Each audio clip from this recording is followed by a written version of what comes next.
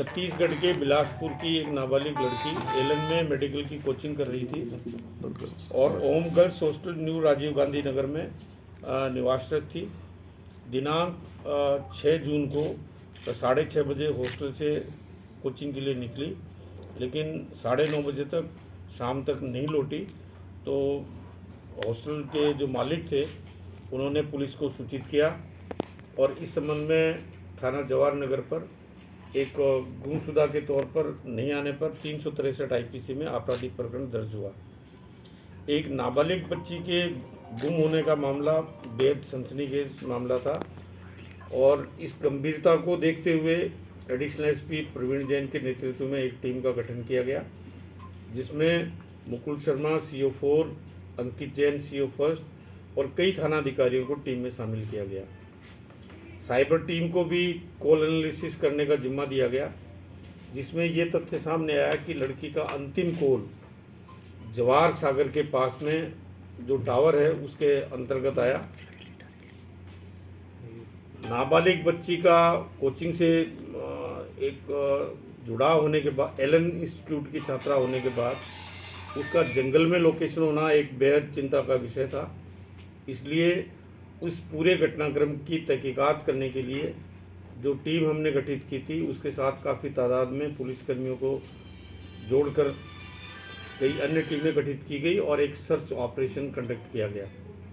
Search के दौरान देर रात्रि में एक शत विक्षत शव उस लड़की का बरामद हुआ। उसके परिजनों से उसकी शिनाख्त हुई और शिनाख्त के बाद जो कॉल एनालिसिस से जो तथ्य सामने आए उससे पता लगा कि एक लड़का इसके कांटेक्ट में था, गुजरात से जुड़ा हुआ, किशन ठाकुर नाम का।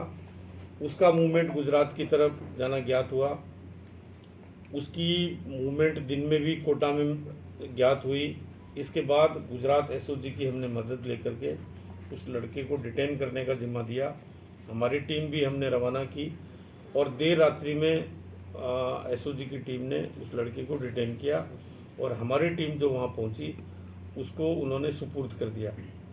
जब टीम उसको लेकर के आई और उससे जो पूछताछ हुई उसके बाद जो तथ्य सामने आए उसके आधार पर ये लड़का इस नाबालिग लड़की से पिछले 1.5-2 साल से फ्री फायर गेम के रूप में मोबाइल से संपर्क में था।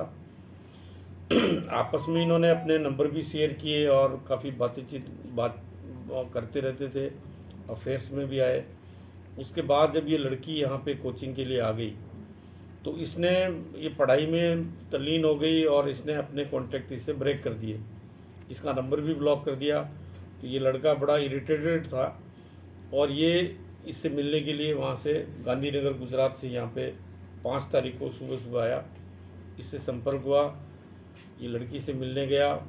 जब लड़की हॉस्टल से बाहर निकली हुई थी उसके बाद लड़की को हॉस्टल में भी लेके, वो होटल में भी जहाँ ये रुका हुआ था वहाँ लेकर के गया। जैसा ही लड़का बता रहा है उसने उसके साथ रिलेशन भी बनाए, लेकिन चूंकि नाबालिग बच्ची थी उसकी सहमति असहमति कोई मायने नहीं रखती। उसका जो कृत्य था वो दुष्कर्म की परिभाषा में आता है। इस आधार पर हमने इस अपराध में 302 IPC के बाद 376 से जुड़ा हुआ अपराध मानते हुए भी जो धाराएं हैं संबंधित वो भी ऐड की है। अभी लड़के को पूछताछ के बाद में गिरफ्तार किया हुआ है। इस पूरे प्रकरण की एक अनुसंधान दल के द्वारा तहकीकात की जा रही है। इसमें शुरुआती दौर में तो लड़की से इसके सोशल मीडिया पे संपर्क थे, बातचीत होती रहती थी, लेकिन जब लड़की यहाँ मेडिकल की पढ़ाई करने आ गई और उसमें अध्ययन के प्रति गंभीरता का भाव जागृत हुआ और उसने ये मानते हुए कि मुझे इन सब बातों से दूर हट के अब पढ़ाई में ध्यान केंद्रित करना चाहिए, इसलिए उसने ब्रेक कर दिया और उसी से इरिटेट होके इसका तो ये कथन है कि मैं उसके सामने सुसाइड करने आया था, लेकिन बाद में दोनों ने मिलकर के और हमने घूमने का प्लान बनाया और वहाँ इसने जा कर के कि ये मेरी नहीं हो सकती तो मैं दूसरे की नहीं होने दूंगा, इस आधार पर इसने उसकी हत्या कर दी। इसने जो बताया है घटनास्थल, उसके आधार पे ये थक गए थे घूमते घूमते। एक इसने बेवकूफ़ बना के लड़की को एक जंगल में एक जगह ले गया, वहाँ बिठाया और अचानक उसने पत्थर से वार किया लड़की जब बेहोशी की स्थिति में आई दूसरा पत्थर मारा, उसके बाद घसीट करके नीचे ले गया और फिर एक और पत्थर मुंह पे मारा। इसके बाद जब हत्या हो गई तो ये इसका कथन है कि मैं चंबल में नीचे गया और उसके बाद जो कपड़ों पे खून के निशान थे तो इसने स्नान करके उनको मिटाने की कोशिश की। उसके बाद सीधा ये जो स्कूटी लेकर के आया था एक्टिवा, ये वहाँ बस स्टैंड पे खड़ी की और उस जिससे किराए पे ली थी उसको सूचित किया कि ये तुम्हारी गाड़ी खड़ी हुई है। फिर ये बस से वापस चला गया अहमदाबाद। रास्ते में इसका कथन है कि मैंने जो पहने हुए कपड़े थे वो फेंक दिए और मैं जब बस में बैठा था उससे पहले एक नई जोड़ी कपड़े की थी, वो मैंने बस में वीडियो कोच थी उसमें मैंने पहन करके कपड़े चेंज। फिजिकली ये कोटा में पहली बार आया है और न पहले भी जो अनुसंधान में तथ्य सामने है इससे पहले कभी फिजिकली लड़की से नहीं मिला। ये मैं नहीं कह सकता कि उनको जानकारी थी या नहीं थी, मुझे तो लगता है कि जानकारी नहीं रही होगी। उनको ऐसी कोई जानकारी नहीं थी। परिजन तो सहज भाव से बच्ची को पढ़ने के लिए भेजते हैं, बाद में कोचिंग वाले बच्चे क्या करते हैं तो नहीं लगता कि उनको किसी तरह की कोई जानकारी रही होगी। तो इसका क्लू किस तरीके से, जब ये आपने डेड बॉडी ये वहाँ से गया अपने मोबाइल से भी उसने अपने मित्र को फ़ोन किया गुजरात में और एक इसके लड़की के मोबाइल से भी इसने एक कॉल किया। तो वो एक जो कॉल हुए दोनों वो जिस टावर से हुए वो जवाहर सागर इलाके में आता है और उसी के आधार पर उस क्लू को डेवलप करते हुए ही पुलिस ने पूरे इलाके को छान मारा।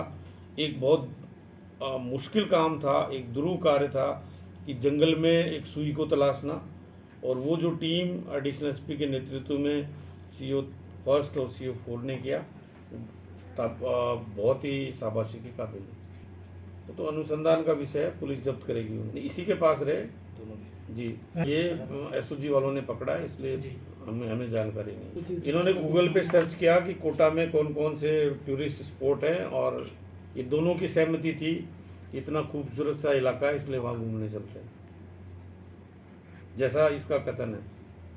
इसका थे आपस में सोशल मीडिया और उसके बाद जब ब्रेक कर दिया बिल्कुल गुस्से में आगे इसने इस वारदात को अंजाम दिया।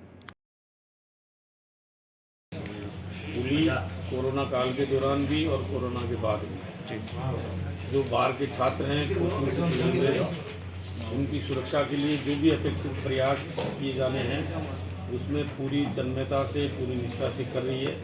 अब इस बार चूँकि कोरोना के बाद छात्रों की संख्या बढ़ी है तो जो जाब्ता हमारा सुरक्षा के लिए लगा हुआ था हम भी कोशिश करेंगे कि उसको थोड़ा मल्टीप्लाई करें।